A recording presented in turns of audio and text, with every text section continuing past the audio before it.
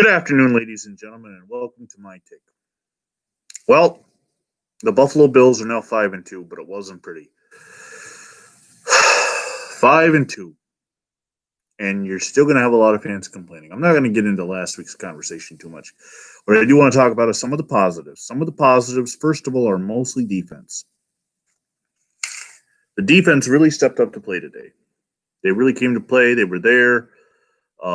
First drive, they gave up a touchdown, and then they got back in it on the second drive, held them to a field goal, and then shut the Jets down the rest of the way, and did end up with 3 interceptions, including Jerry Hughes with a gift interception to end the game, to seal the deal. Josh Allen had another fumble. This is something we got to continue to work on, I'm going to help him. He's got to continue to work on. He's been pretty good holding on to the ball. He didn't throw any interceptions, but he had another fumble that was lost and turned over, and that makes 3 against the Jets this year. Tyler Bass. I really thought that I was going to be going into this video talking about how he's done. He needs to be cut. But the guy did make 6 field goals, and he was our whole scoring. He made 6 out of 8, which is a pretty good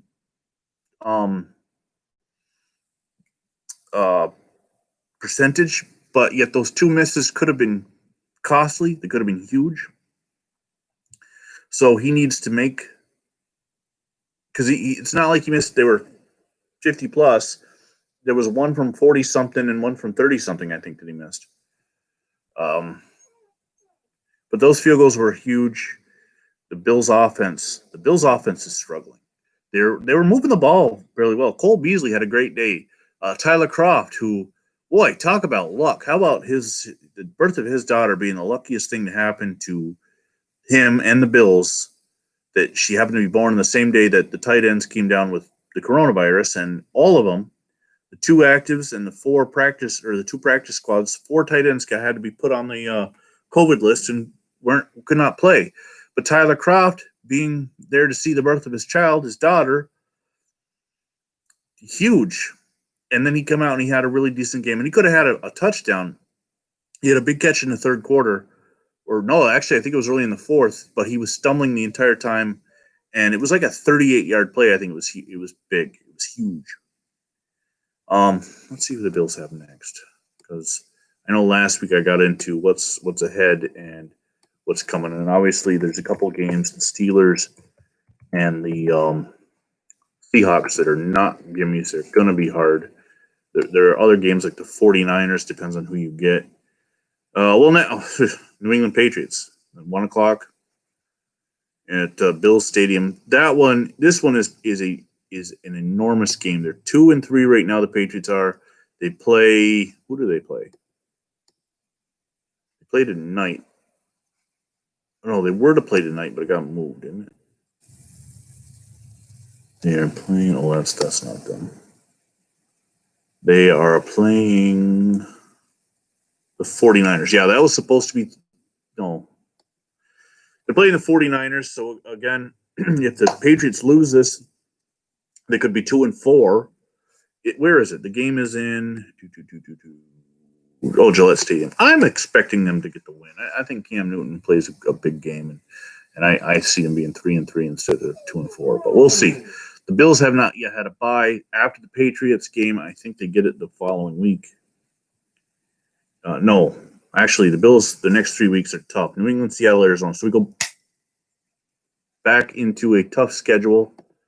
And then your hope is coming out of this next schedule, the 2 games at Bill Stadium and 1 on the road in Arizona. Your hope that they can be 7-3 or 8-2, obviously, going into their bye. But they come out of October at 5-2 in first place, and it'll be interesting to see how the fans react to everything that's going on.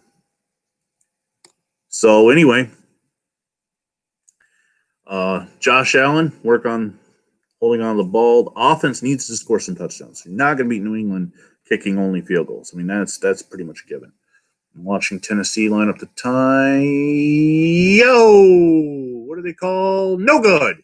With 14 seconds left, looks like the Tennessee Titans are going to fall from the ranks of the unbeatens as they missed a field goal. There's another team that their kickers had a up and down season, and he's the exact opposite of Tyler Bass. Tyler Bass, a rookie, Well, Stephen Gostkowski is a veteran among veterans. I mean, he is, just outside the upright, wide right. Boy, Tennessee fought all the way back to get that game tied. And other things happening around the NFL. Dallas losing another quarterback. Andy Dalton going down on looks, from what I'm reading, I haven't seen any highlights or anything, but a cheap hit. And then they've got some 7th-round draft pick in a quarterback now, so I don't know who that is. But Buffalo gets the win. It's Halloween week. Hopefully you're in a state where your governor allows you to trick or treat. If not, well, hope your kids can enjoy Halloween in some fashion or another. But thanks for watching, and go Bills.